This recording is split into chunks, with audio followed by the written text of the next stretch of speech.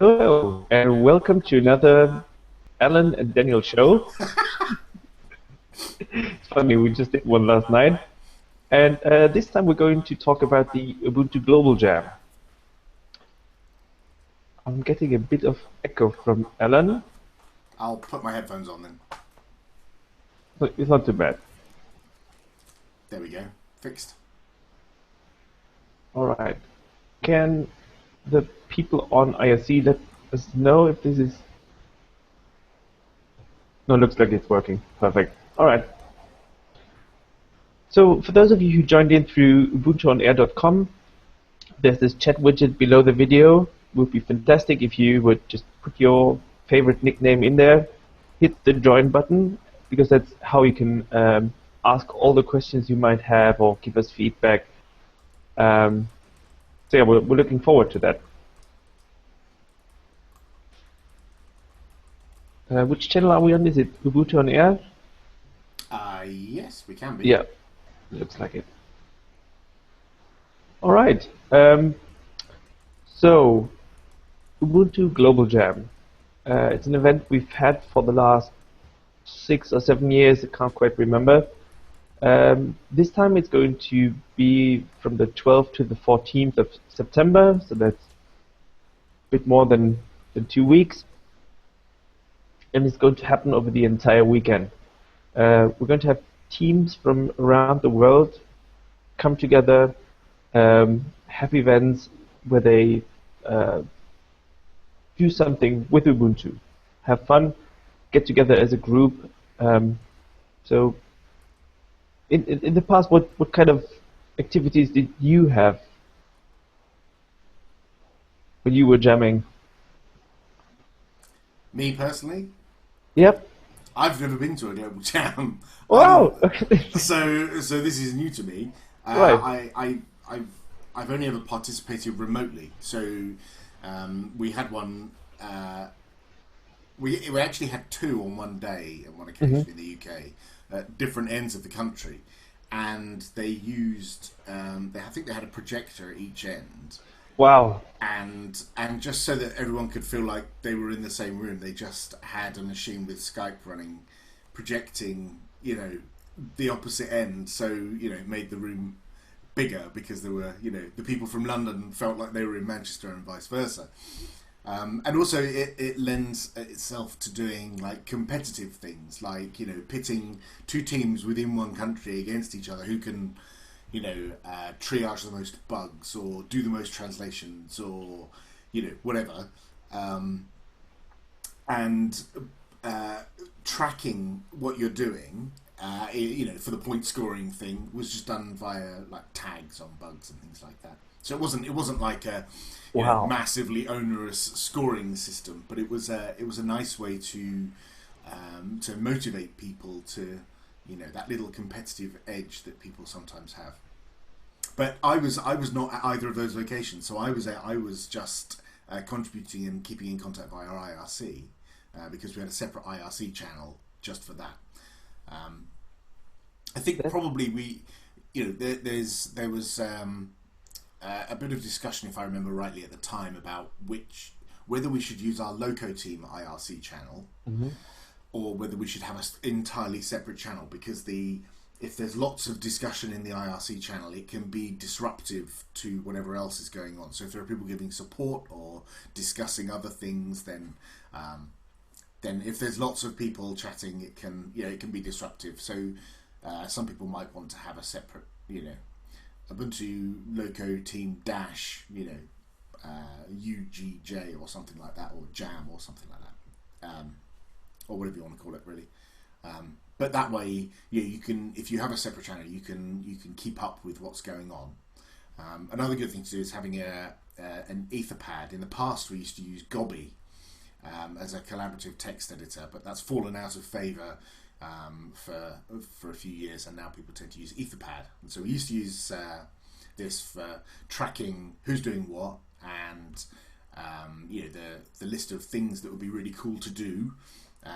And also things like if someone wants to give a talk, just a informal talk about how to do something, you could outline the schedule and then add in names of people who want to, take part, so that you can figure out how many people and which, room to move to, or, whether the people who aren't going to be involved are the people who have to move. That kind of logistic stuff is quite good. And the nice thing about Etherpad is, you just create a nice URL and everyone just dives into that link and you all start editing at the same time. It lends itself really well to an event like this. Absolutely. Yeah, my brain somehow got stuck on the Skype bit you were talking about. I really like the idea of bringing teams at different parts of the world together. Was just wondering if it would make sense to ask teams to partner up. So maybe, I don't know, a bit more advanced team, or a team who's been doing a lot of events in the past, partner them up with a newer team, and they can give just one machine where everyone can just get in front of the camera and start chatting to the others on the other end somewhere. Right. I mean, what you might want to avoid is it being like the focal point of the day, of because course. then it distracts away from what you're actually doing. While it's great to have a intercontinental discussion with other people around the world and chat about what they're doing. Technically, what you're there is to do stuff. It might result in Ubuntu chat roulette or something. Yeah, that kind of thing. But that's the other thing is in the past we used to use Skype, but now there are many other options, and you could use something like Talkie.io if you don't want to use Skype. Talkie.io is quite nice because it uses WebRTC, and you don't have to have an account, so you just have to have a fairly recent browser, and you don't have to have a Google account for Hangouts. It's a entirely unauthenticated thing. Just create a room and what they did in the UK was they had a separate PC which was plugged into a projector, so they just projected the other location onto the wall, and I think they had it muted most of the time, and would just turn the volume up when they wanted to have a sync up between the two locations. It's good fun. Brilliant, lovely idea.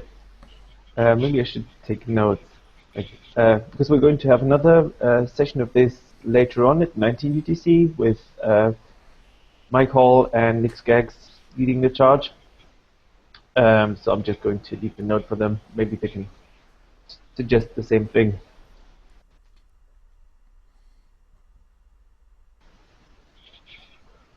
Right. So what do we need for creating such an event? So let's say we're just random dudes from the internet. We don't even know if we have a team. What do we do? So the first thing I would do is probably put the call out to my loco team, and one thing that I would probably avoid, that a lot of people make the mistake of, is they send a mail out and say who's interested in doing this, and if they don't get responses, then nothing moves forward and they don't do anything. And I think the flaw with that is people are naturally apathetic and lazy, and you might actually find that there are people on your mailing list. You might have hundreds of people on your mailing list, and a lot of them will look at the mail and think, yeah, that looks interesting, but not actually reply. And they might live just around the corner from you. There could be a massive body of like-minded individuals living near you, but they might just not reply on the mailing list.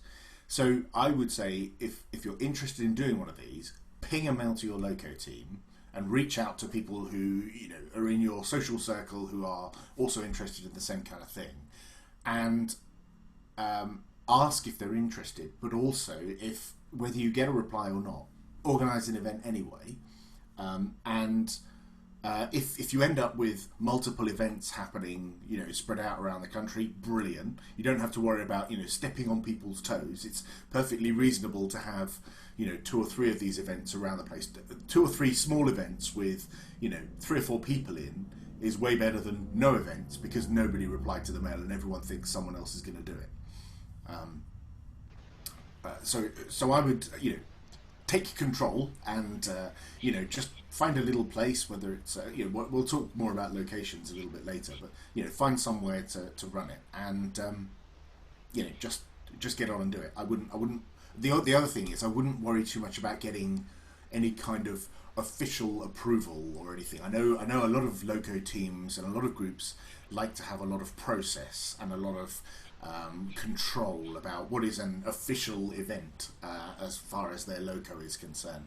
And I would say that kind of goes out the window because this is just a bunch of people getting together who want to hack on Ubuntu, and I don't think you should be obliged to register in some database somewhere that you're doing this. It's great to keep track of it so everyone knows where it's going to be, knows when to turn up. Yeah. But I don't think there should be too much process around this. If you want to start one, just start one, and don't worry too much about process.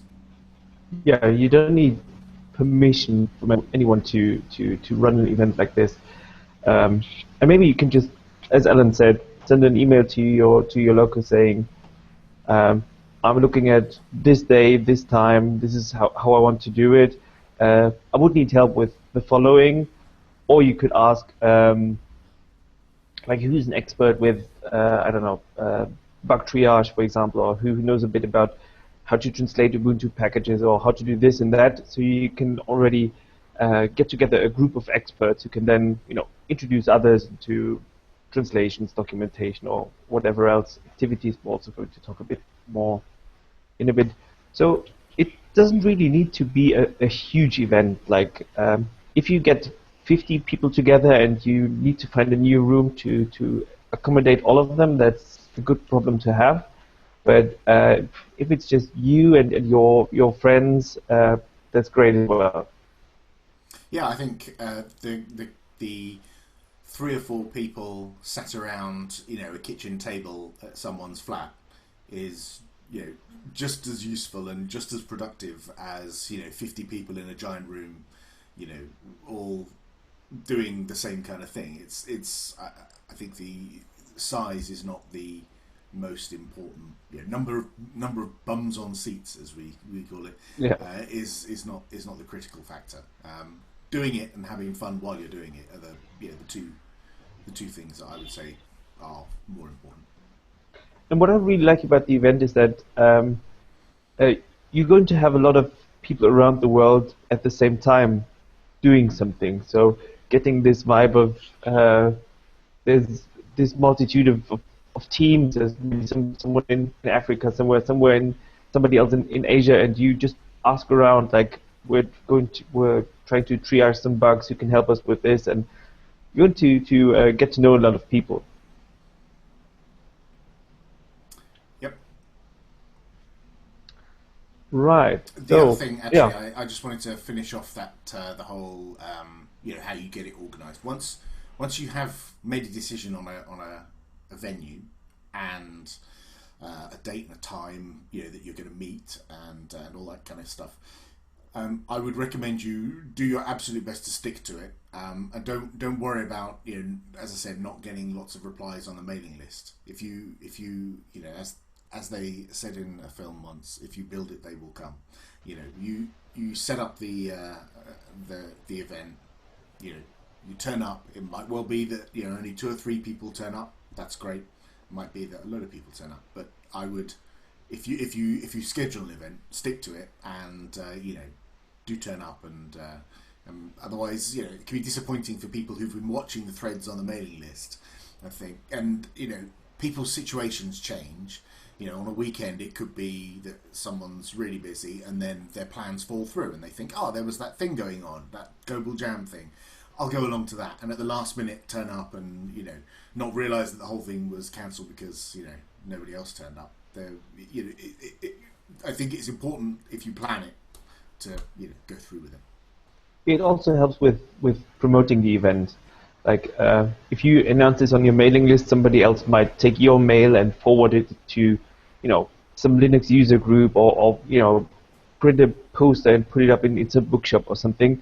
Right. And if you change the date and the time, people are going to show up at the wrong time, and if you're a group, it's also easier to say, okay, we're going to meet at, let's say, 12, and then go on until sometime in the evening, because there's always somebody who can close the door afterwards when everyone's done with whatever they did. Right. Do we have any recommendations where people could look for a room?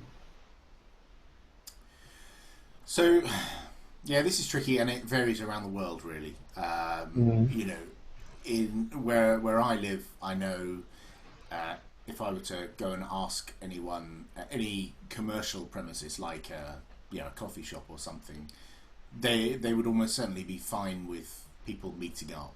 But then if you start taking over the whole place, and nobody's buying any coffee, and you're sitting at all the tables, being British, people will kind of give you a funny look and might tut at you, or glare at you. But so, and that's a cultural thing where I am. In other places, it might be that they're very happy to have lots of people sat there making the place look busy and buying a coffee now and then. It varies from place to place. Right. So, and some people are sensitive, and understandably so, sensitive about giving out their home address to people on the internet. So I know what some people do is when they schedule an event, they ask you to email them for the location, which puts a bit of a barrier. But if it's a very small team of people who are doing it and they all know each other very well, and so yeah, I would have no problem inviting a bunch of people to my house who I already know and have known through the loco, and I'm sure there are plenty of people who have friends who meet up at their houses and stuff. But inviting strangers over, people can be a little bit more wary about that. So I think you have to be sensitive to that, and also you need to have enough room and enough tea or coffee or Yeah. and milk and stuff. Or the other thing is you can ask people to bring something along. If you just when I often go to a friend's house for a nerdy kind of session, I'll ping them and say, do I need to bring any cake or milk or something for the tea? Because I know we're going to drink a lot of tea. So would you like me to drink a pint of milk? Bring a pint of milk. So I'll bring a pint of milk. And it's just like little things like that help smooth things along. Absolutely. Absolutely. One thing I just thought of was that I think I remember one local, maybe it was in the US somewhere. Um, they were planning to meet in a bar, but then they had this problem that some kid turned up, and the kid wasn't allowed in the bar because no, wasn't 21 or whatever the age there is. So you might want to think of that as well.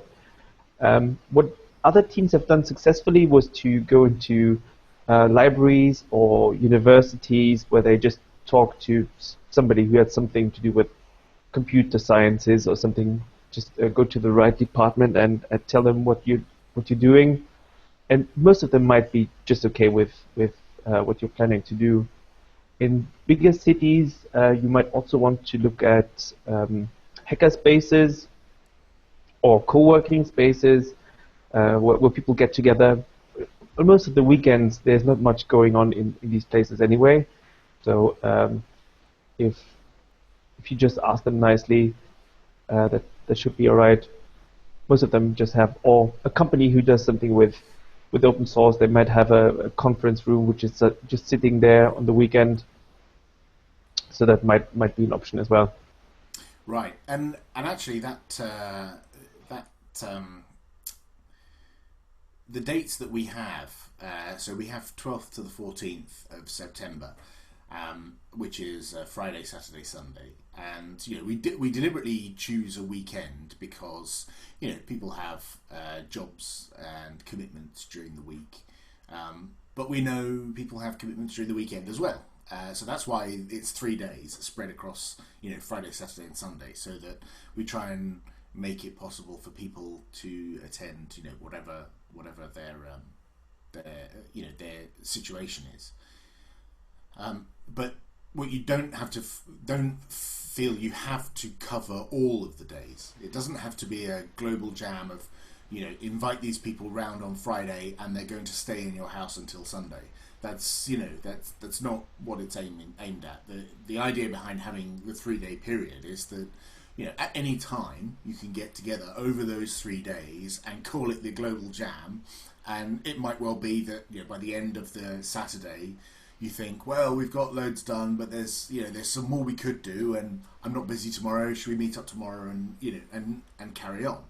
Or it might be that you get to the end of the Saturday and you're sick of the sight of all the people who are around you, and you've got other things you need to do on a Sunday. In which case, just do it on the Saturday. So it's not that you have to cover all 3 days. Just pick a slot. It could even be just half a day. Let's meet up on Saturday afternoon at this coffee shop. Done, and that's a global jam. If you want to go from Friday to Sunday, that's fine as well. You might just need a bit more tea and coffee. And sleeping bags and campfire and Brilliant. Tents and all kinds of stuff. Be sure to take pictures. Yeah, that's the other thing is what we find inspiring is photos from locations around the world. Like it's all very well writing a blog post that describes we triaged this many bugs and we translated this many strings, and that's all very interesting. But what's I think more worthwhile is when we see a photo of you sat around with your laptops or your desktops or your phones or tablets or whatever, sat around a table, having fun hacking on stuff that you find interesting, and you see stuff that's going on in the background in these photos, and you see the type of location, you see what the weather was like, you see the time of day, and it's that kind of stuff. If you take pictures that we don't pick up on from the text blog posts. Alan, can you check if screen sharing works for you? Because if I'm clicking on the green button there, it doesn't do anything. Yeah, it works here. Brilliant. Well, if I press screen share, I get the share your screen Google Hangouts. Okay, maybe you can just show this and this link and a picture from there, or this in general. So that's exactly the kind of thing. Right. Okay. Let me share that. Whoops, wrong button. Okay. Hopefully you can see this. Brilliant.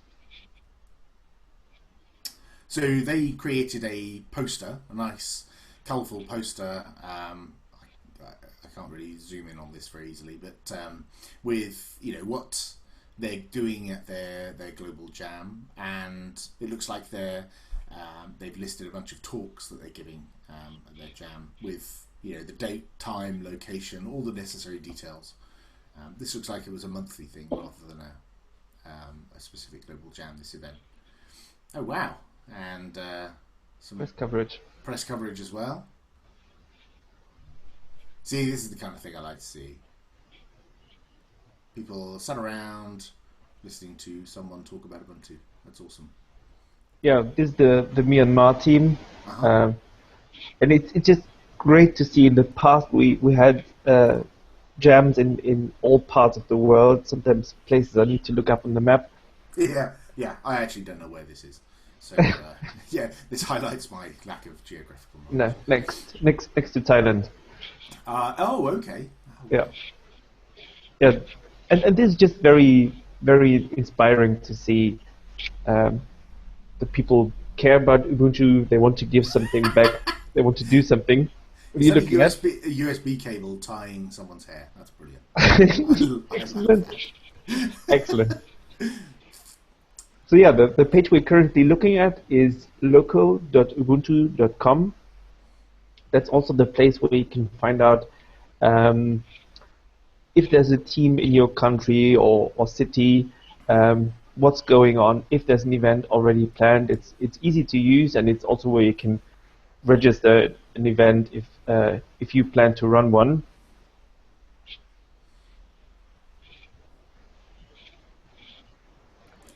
You just take a quick look at my notes, at our notes again.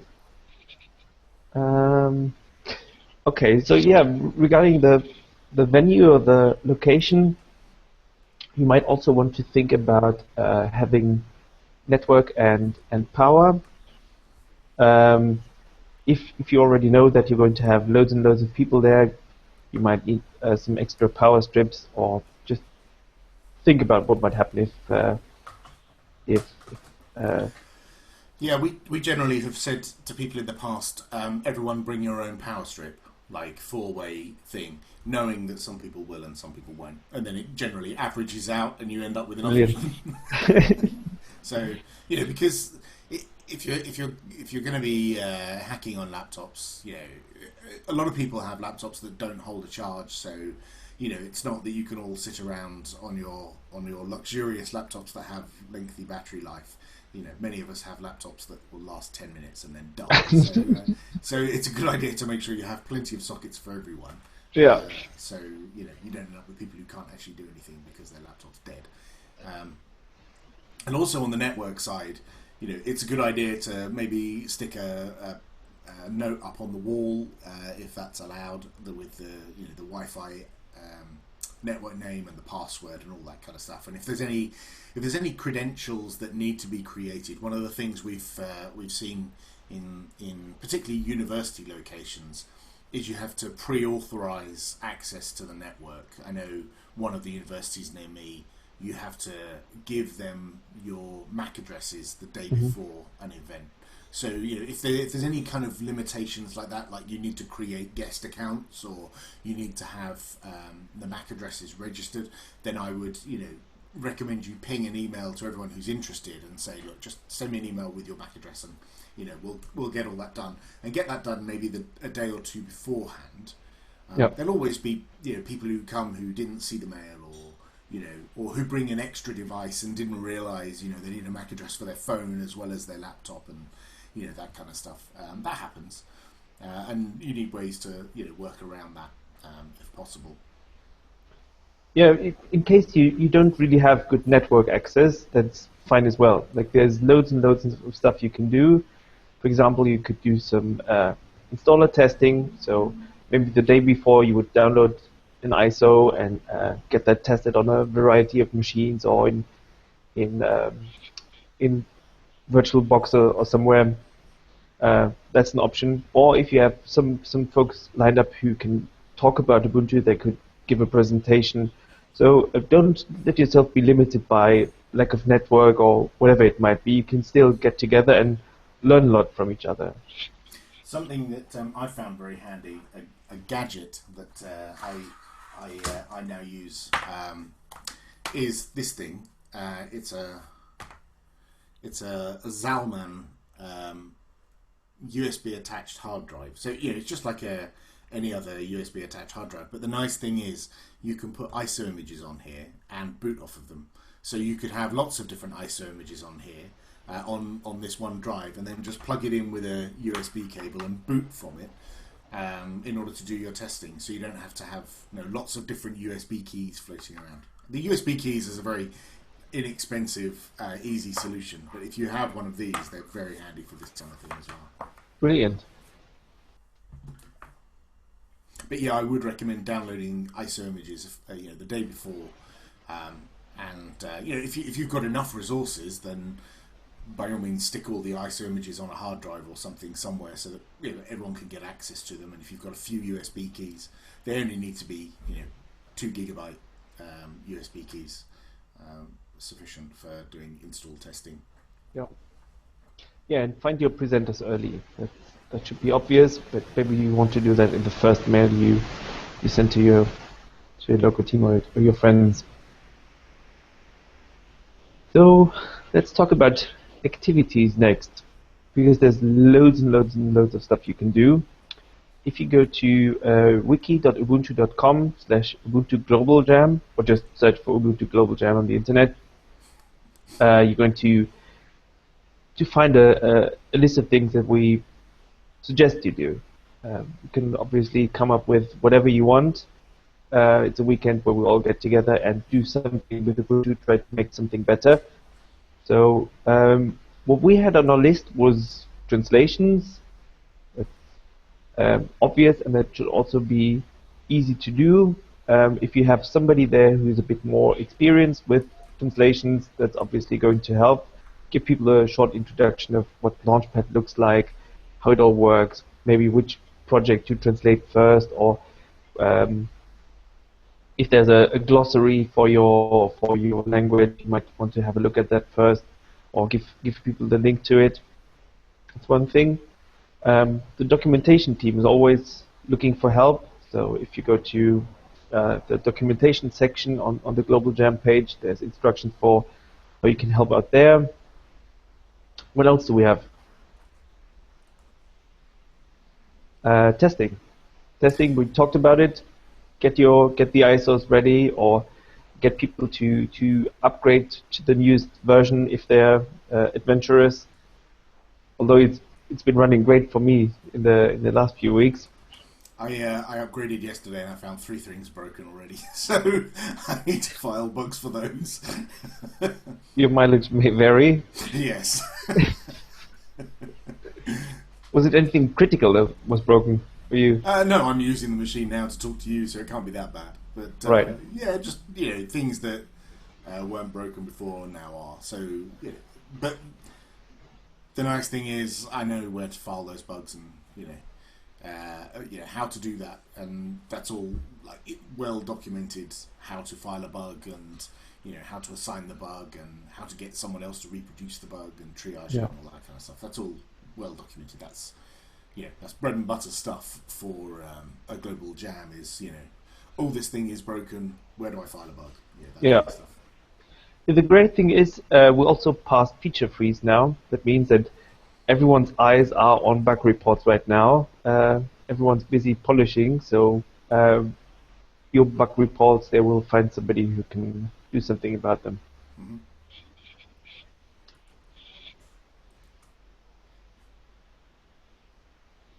So one of the things we haven't really talked about is the app dev school. Do you want to talk about that specifically later, or it's under the list of things you can do? Sure. So app dev school is a bit different activity. If you plan to do that, it's going to be all about learning how to write apps for Ubuntu. In the past 1 year, we've had the Ubuntu App Store open already. Right now, all the phones running Ubuntu, they can easily run those apps. Just upload them to the store, get them reviewed, and then they are available on the phone. And soon they're also going to be available for the desktop as well.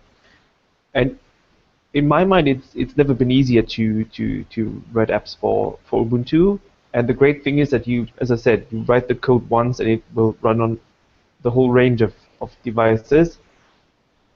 And that's just great. So what you need to do to run an app dev school, basically have somebody who knows a bit about programming, prepare themselves, go through the presentations before, because we provide presentation material. And the last part of this app dev school is a workshop where basically everyone goes through the material on their own and step by step build an app on their own. And I think that's a really nice activity, because people who are interested in writing apps or putting a small program together, they're absolutely going to enjoy this. As I said, it's never been easier. Mm. Yeah, I went through when I was reviewing the steps that Daniel's talking about.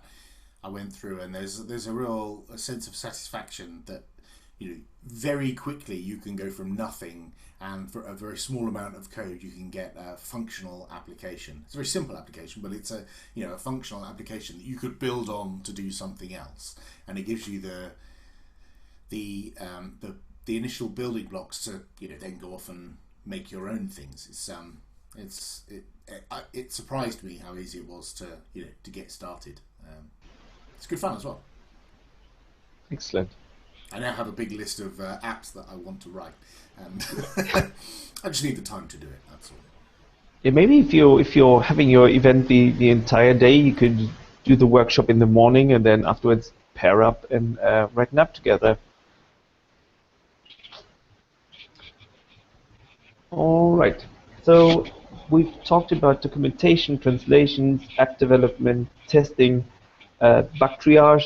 Obviously, a lot of people write bug reports.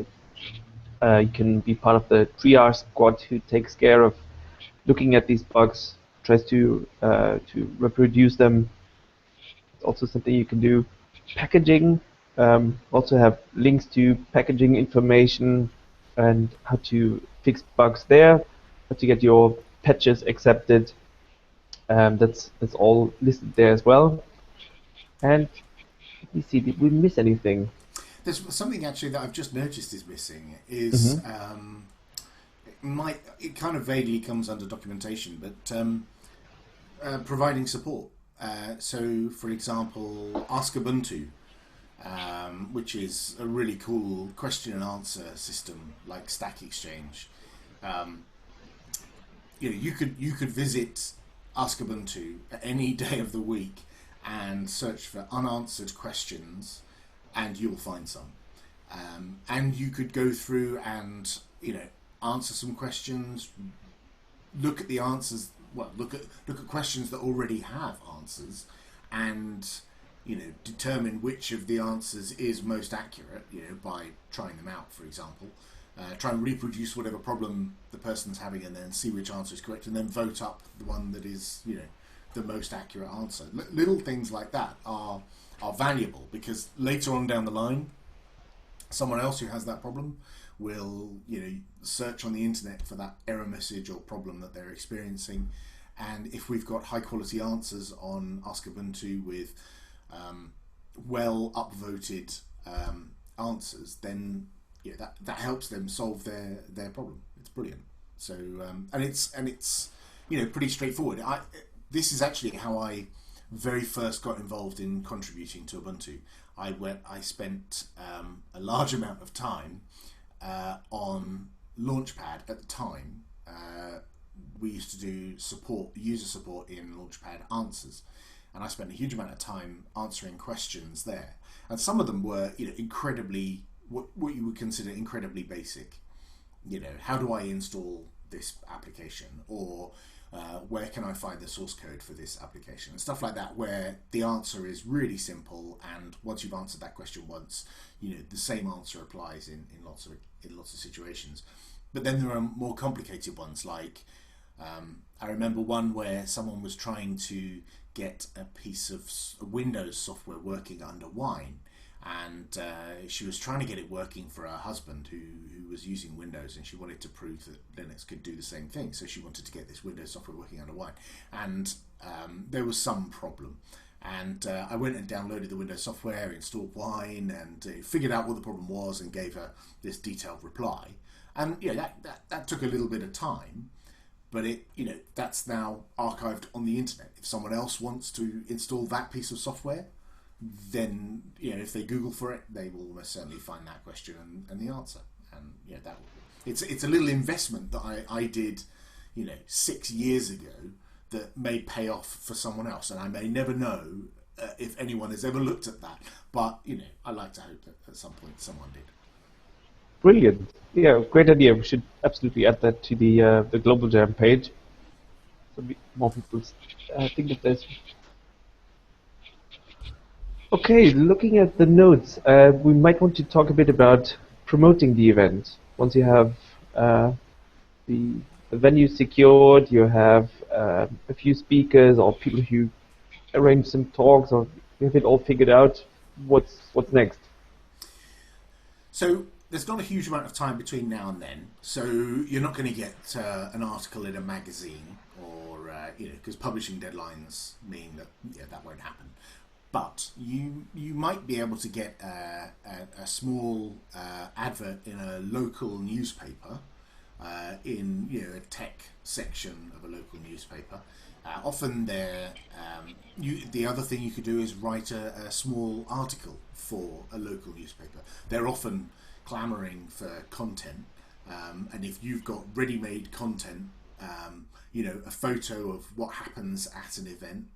Doesn't have to be the most recent event. You could pick a photo from a couple of years ago of something you or your loco team have done, Or even, pick a photo from another loco team as a, this is the kind of thing that happens at an event. It doesn't have to be, no one's going to really worry too much about that, I would think. And if you can write a bit of copy that is professional enough, or someone who can write a bit of copy that's professional enough and submit it to your local paper, then you may well get an article printed before the event happens, and let them know when and where it is. As well as that, I would use the usual electronic means. So personally, I would obviously contact my loco team, but in addition to that, there are 3 or 4 Linux user groups near me, or free software groups near me, and I would probably send a mail to them, and I would be sensitive to the rules that those groups have. So some of them will use forums, and they might have a specific forum for events. Others will have mailing lists, and they will have rules for how you engage on the mailing list. So for example, probably best not to attach a gigantic TIFF image to the mail, which is a scan of your poster or something. It's probably best to do plain text, and give the minimum details being when, where, what's going to happen, and how people can contact you for more information, that kind of stuff. It doesn't need to be a lengthy mail. It generally just needs to have those basic details. Yeah, and speaking of Linux user groups, what we did in Berlin a few years back was that we also talked to a bunch of Debian maintainers. So it wasn't just Ubuntu folks sitting in the room, but people used other distributions as well. And as some of you might know, Ubuntu is based on Debian, so we were even able to fix some bugs and fix them straight in Debian because we had the maintainer sitting there, and that was just brilliant. So don't let you being interested in Ubuntu stop you from doing something for the greater good in the open source world. And the same goes the other way. If some of the people in your loco team are now running Linux Mint or some other derivative of Ubuntu, no doubt there will be bugs in those distros that may well also exist in Ubuntu and may well also exist in Debian, and so they could possibly confirm bugs, and you can all work on making something that is fixed not just for Mint and not just for Ubuntu, but Debian, and then every derivative of Debian downstream from Debian gets to see the benefit. Absolutely. And then there's obviously the social media. So you might want to blog about it, tweet, Facebook, Google Plus, whatever you and your friends use.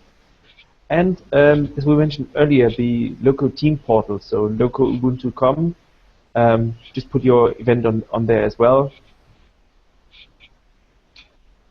Yeah, I know some people in our community are sensitive to using social media, and some don't like using tools like Facebook, Twitter, and Google Plus.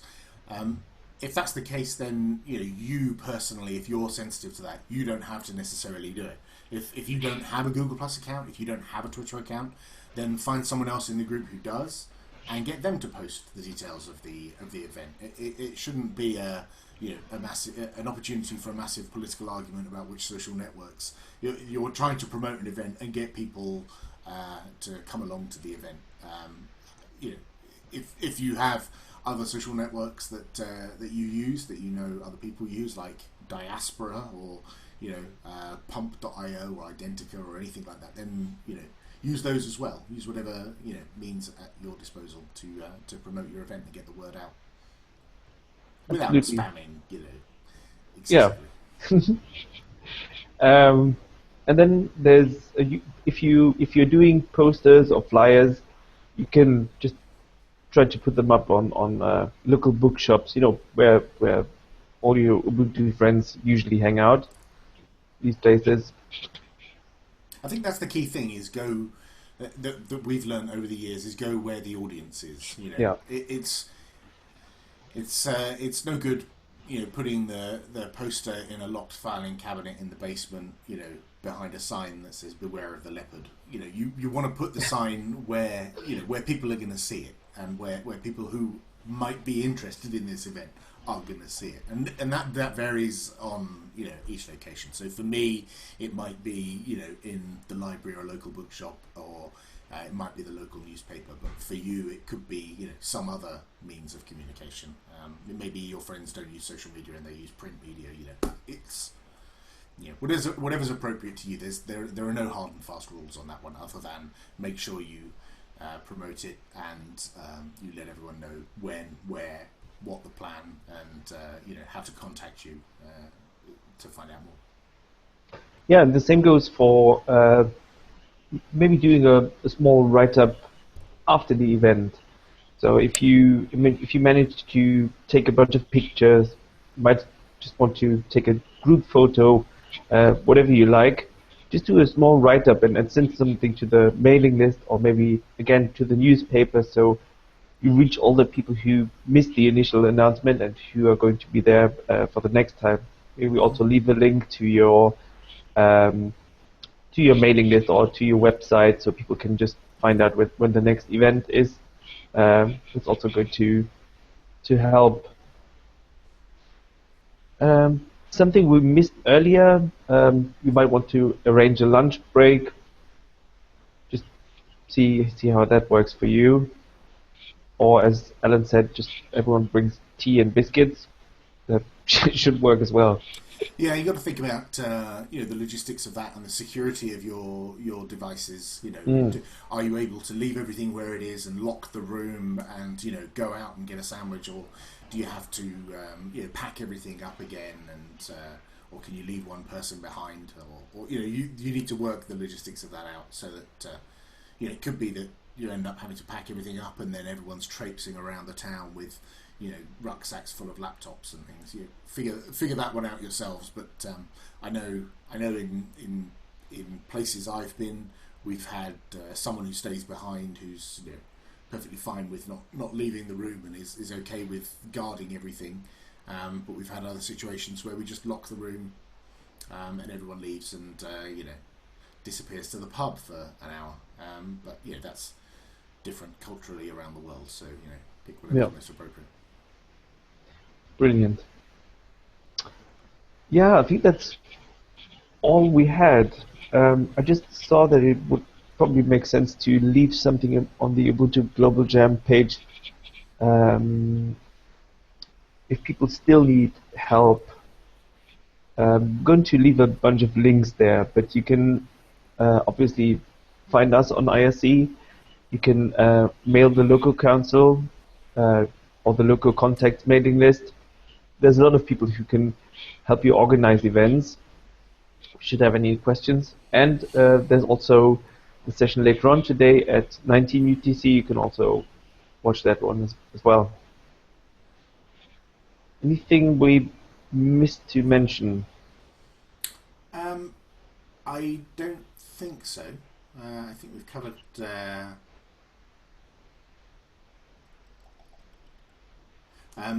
One thing that I don't think we mentioned is keeping a log of what you've done, so that in your report, you don't have to do like a formal report afterwards. But it's always nice to have those blog posts, as Daniel says.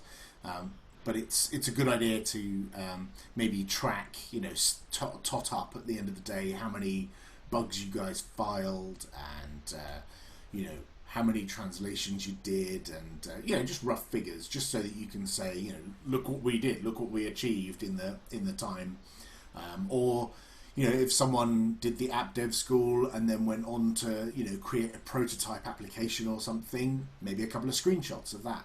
That would be great as well. Just random stories, whatever you have. If you, let's say, partnered up with the team from Burkina Faso to triage some bugs or something, just let us know. Write something up. I think that's what makes it really, really special. So keep those stories coming. Mm-hmm. Cool. I think we've covered everything, haven't we? Yeah, I think so too. There's no questions on IRC. So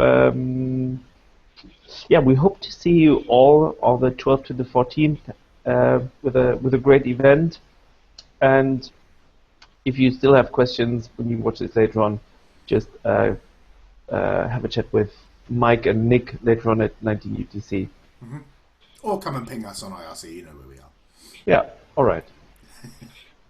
Thanks a lot. Thanks, Alan. Thanks, Daniel. Have a nice day, and see you in a few hours in the next hangout. See ya. See ya. Bye.